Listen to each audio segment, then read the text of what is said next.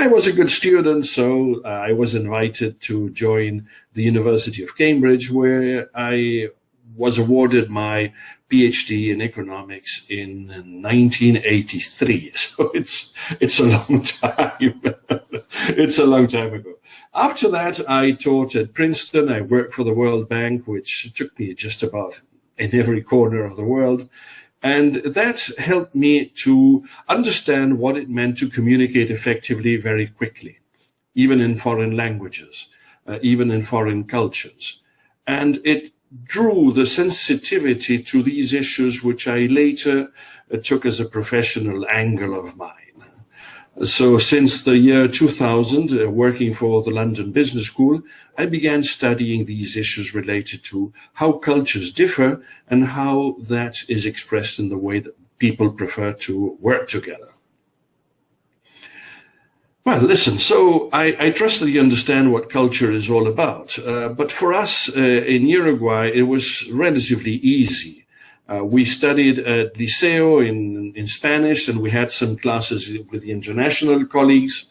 But essentially, we absorbed the Uruguayan way of being either at home, in the streets, or through our teachers in Spanish. Some of them were extraordinary, and I remember particularly very fondly one. I am only mentioning his name here rather than the rest, because he was a professor of literature. Blanco was his name. And he didn't actually ask us to read books, but chapters of books. And if we really liked them, we could go ahead and read the rest of the books. One of the important books for my upbringing in Uruguay was Martín Fierro, and another one was Don Segundo Sombra. Now, there were many books, very interesting books, but I use these to epitomize the way of being of not all Latin Americans, but certainly many people around the River Plate area. Martín Fierro was xenophobic. He fought for his dignity without a certain idea of what the world should be like. He had no idea of a better society, just to put it very simply. On the other hand, Don Segundo Sombra was a more Kipling-esque character, because he had to tutor a young man to become an owner of a farm in Argentina. Now, this is the interesting. I use these two characters, which are iconic characters of Argentinian literature, to establish a dialogue in my book. My book is my most recent book, Gaucho Dialogues on Leadership and Management, which I'm launching in English in January of next year. I use these two characters to express the two opposing views, which I think are prevailing views amongst Latin Americans. One is xenophobic and the other is cosmopolitan. Between them, we have to find what the Chinese would say a middle way, something that will make us happy of being who we are, but at the same time will recognize that there are areas in which we must improve. For example, technological ones. The book is a book on management and leadership, but in order to figure out how I need to explain this to people who either do not understand it or want to learn more, I use what are these, I'll put an agenda here so that you will look at it. So I use this Fierro and Sombra to have a dialogue. They both ride on horseback, and they comment on Latin American popular insurrections, from Argentina all the way to Mexico. There were quite a few. But what I have is them looking at the insurrections and figuring out why some were so effective and how they managed their people. The purpose was to figure out how we were before Harvard Business and the likes of them taught us how to manage people in our societies. I'm sure that we knew, and I figured out that I could learn something from literature and history.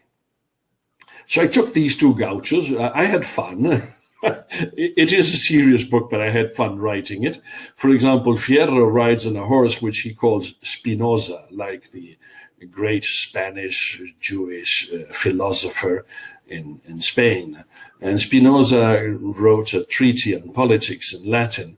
And whenever Fierro's horse is confronted with either illegal, indecent, or uncomfortable situation, the horse Spinoza rises in his hind legs and neighs in Latin a segment of the Tractatus Politicus.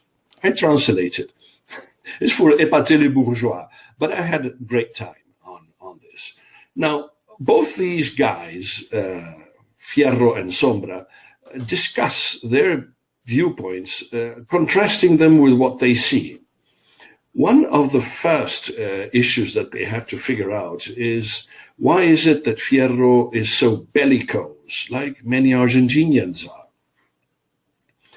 Why is he so prone to fighting?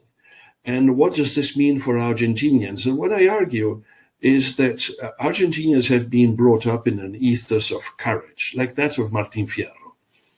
So in the book, for example, I portray the symmetry that there is between what Martin Fierro would have said and what Perón said in his speeches. There's particularly one in 1947 that begins with the traditional victimization of Latin Americans. No, éramos un pobre país hambreado por los extranjeros, right? I mean, we were being done under by the foreigners, and essentially they rose up with facón in hand and fought for their independence, which is all very nice. But what I want to draw about this is that you have been brought up reading literature like Martin Fierro. You will expect that your leaders will speak like Martin Fierro. A leader that has not been brought up in that ethos, in that schooling, in that literature, will not be able to communicate with their people as effectively as those that have. Now, this is a question mark that we have for British schools in Latin America. We are brought up in an ethos of cosmopolitanism and finding the true middle way and understanding each other. But this is not as frequent in the usual schooling systems of our countries. This means that we might not be the best people to lead the people in the countries that we live in, because we have not been brought up in the same literature. Now, this is arguable, but it's something that I want to pay attention to. Because if you want people that are authentically national, you should expect them to read the literature of the country that they live in and share this with the common people. For example, in much of business, we see that business as it's been designed by Americans actually reflects much of the ways that the Americans have been brought up in. For example, there are always goals to be attained. There is also a way in which to go, and resources cannot be wasted because time is money.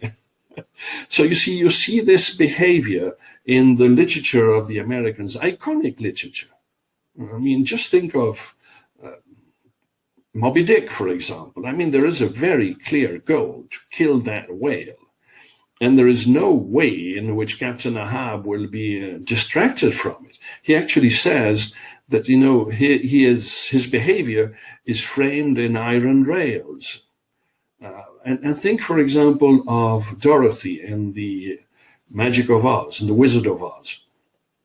And Dorothy is swept by a tornado, thrown in a distant and uncertain land from which she has to find her way out following a yellow brick road. Then, by doing that, she gets back to Kansas, where she wanted to be. In Coppola's film, Apocalypse Now, you have Captain Kurtz being chased by Willard.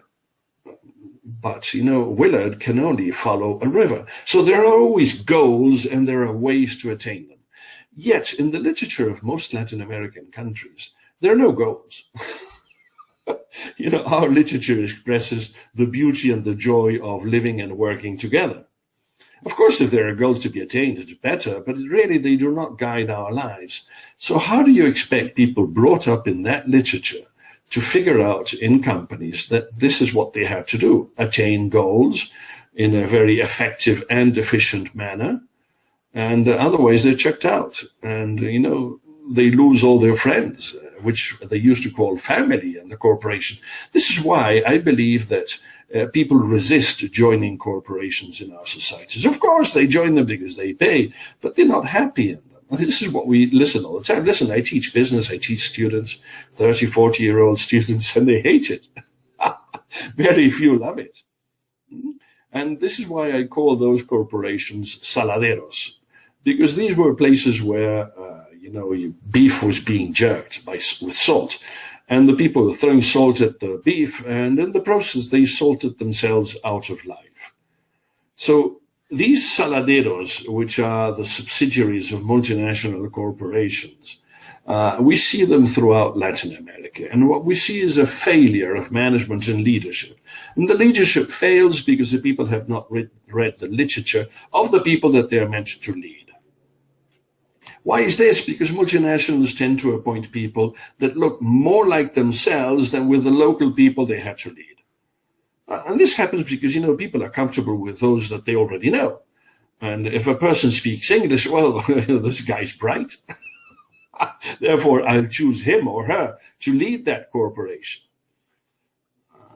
When Charles Darwin got off his boat Beagle in the Patagonia, Argentina, he bumped into some gauchos. And he said, yes, they were very chivalrous, but he had the distinct idea that in any time they would be able to cut his throat.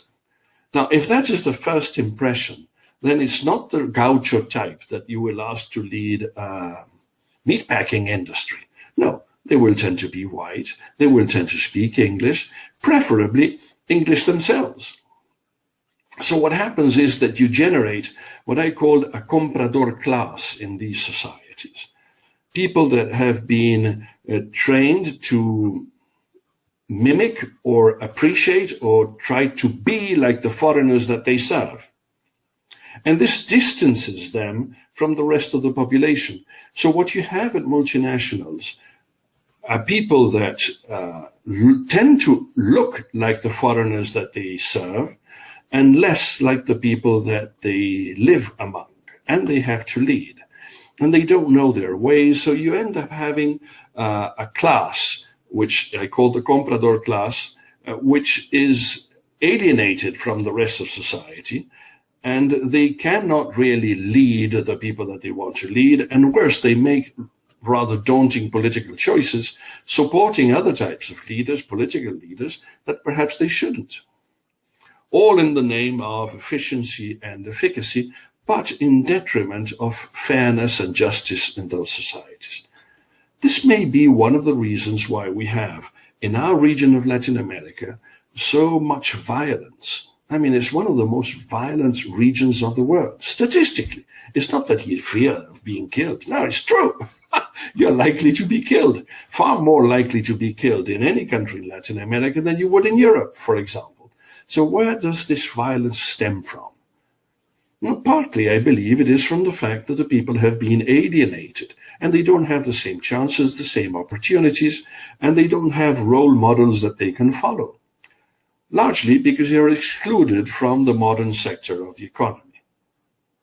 For example, you don't find many black people in Brazil leading Brazilian corporations, certainly not multinationals. Now, they'll tell you, because they haven't been properly trained, but who gives them the chance to get the right training?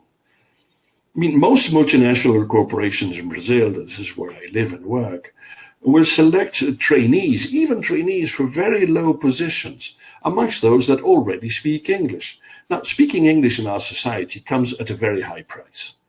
So if you select a person because they already speak English, it's quite likely that their parents will be relatively wealthy and therefore unlike the rest of the population. So you're left with a vast majority of the population that is disenfranchised from the modern sectors of the economy and which eventually they will find a means of surviving that are not the ones that you would wish. It's like trafficking or music or perhaps football, whatever, but not really the productive areas of the economy. So through these gauchos, I went to discuss the tribal nature of our people, Why? Why are we so tribal? Because, we live in our families for a very long time. We love it. It's so cozy. It's so nice that in that process, we tend to distrust people who do not belong to the same family or who we have not known for a very long time. And this makes it very difficult to set up work teams in corporations by people that have been brought up in different places. I mean, you ask for their CVs and the CVs will be fine, and this person ought to be able to work well, but they take very long to work properly in a team because, their level of trust is very low. Level of trust is inordinately low in our countries. In Brazil and Colombia, only 5% will tell you that they trust people that they don't already know. Now, that average is about 30 to 40% or even 60% amongst the Nordic countries of Europe, which means that you don't really need to know a person to work with them. Actually, you don't even need to like them in order to work effectively together. And how is this expressed in my book and in my story, this low trust, in that the people who led these insurrections very effectively recruited people amongst people that they already knew each other. For example, in the siege of Montevideo by Uribe, Montevideo was defended by legions, and those legions were made up by nationalities. The English fought with the English, the French with the French, the Uruguayans amongst the Uruguayans, and the slaves amongst the slaves. Italians were there too, and they fought as a legion of Italians. Now, why would you say, why by nationality? Well, of course, it's important to understand each other, yes. But it wasn't only that. It's that people that spoke the same language and lived in the same city tended to see each other more frequently than they would see the others. And therefore, the webs of trust and loyalty were built before they actually went out to war or to work in a corporation. Now, this behavior I found out not only in the siege of Montevideo, but in the incursion of Gumersindo Saravia into Brazil following the Federalist revolt there. I mean, with only 300 lancers, he got to Curitiba, quite close to São Paulo, with 3,000 followers. What a good leader. How is it that he got from the frontier with 300 people to the heart of Brazil with 3,000? Well, recruiting where his message was more likely to be understood and taken. In the hinterland, Gumersindo Saravia used to believe that, the cities, the people are not as generous as they should, and therefore they would not risk their lives for a cause, which is what he needed them to do. Now, this idea that you have to recruit in the places where people are more amenable to your idea will be lost when managing corporations in our countries. Following the American tradition, the recruiters will go to the top universities and tell them, well, give us your best and your brightest, and we will pay them handsomely in order to work for us. Which is true. But this means that these people will not be the same as the other people that have been left out from that recruiting process. I mean, on paper, it looks fine because it's exactly like what Americans would do. But in order to work together, people need to know each other. Even those that speak English and have gone to top universities, they also are locals. And their webs of loyalty are knitted in a very long time. And so when you mix them together, they are not as effective as you would wish, even though you have followed the American script of hiring the best people to fill out those positions. This also happened in Venezuela with the Marcha Restauradora of Gómez. These people only fought with what they called Andinos. These were people from the Andes, from the high mountains of Venezuela, and they fought against the people in the lowlands. People will tell you, but they had a message. No, really, I mean, these were families on fire. They would fight the other families. And when Gómez took over in Venezuela, he governed Venezuela for 30 years only with Andinos. Now, there is a message there. Listen, That is the way we are, and there is little point in trying to pretend we are not. So my suggestion is that you have to take into account how people want to be managed and led, and manage and lead them in the way that they wish, because then you will be far more effective. The same happened in Mexico. Just think of Pancho Villa in the north of Mexico and Emiliano Zapata in the south. These are two different Mexicos. Well, Mexico is a large country and its axis is north to south. The distances are great, but also the way that people organize themselves to produce. In the north of the country, it's quite arid, and the haciendas are quite large, and they rear cattle. In the south of the country, which is more tropical, the haciendas are smaller because the land is more fertile. Zapata was in the south, Pancho Villa was in the north. They had completely different outlooks for a Mexico. They couldn't come to terms. Who could have done it? Felipe Ángeles.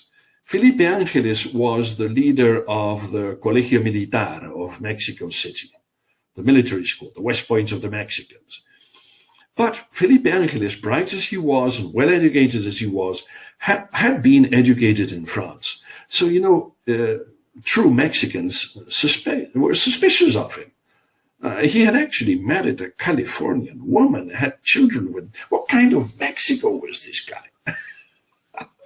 So you see, though Felipe Ángeles was well-trained and a patriot, and he fought very forcefully against absolutism in Mexico on the side of Pancho Villa, he did not muster the loyalty and the trust of either Pancho Villa or Zapata to the extent of saying, yes, okay, this will be our leader. Neither Pancho Villa nor Zapata wanted to be president of Mexico. They knew they couldn't, but they couldn't come to terms in siding with Felipe Ángeles to do the job for them. And this is how Mexico got saddled with Carranza. Now, I tell you all these things because they are important for management, and they are what I have studied and what I did and what I wrote in my most recent book.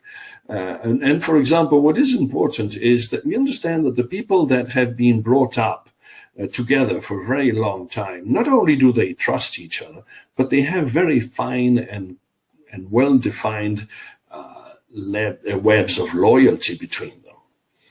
And because our societies are so class-ridden, the people who are poor, not the ones that work for modern sectors or American multinationals, these people don't have much power. And in order to survive, they believe that they need protection. So they exchange loyalty for protection. And this is the basis, the crux of our politics in our countries. What we call patron-client societies, and what we call populist leaders like Perón in Argentina, Vargas in Brazil, or even Lula, Chavez in Venezuela, and many others.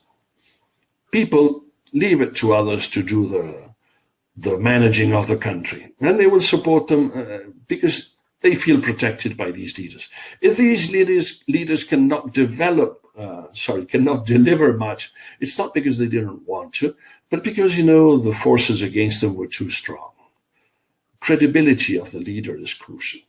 Now, how can you believe a leader in a corporation that either speaks a foreign language or doesn't behave like yourself and fails to protect you to the extent that you would wish?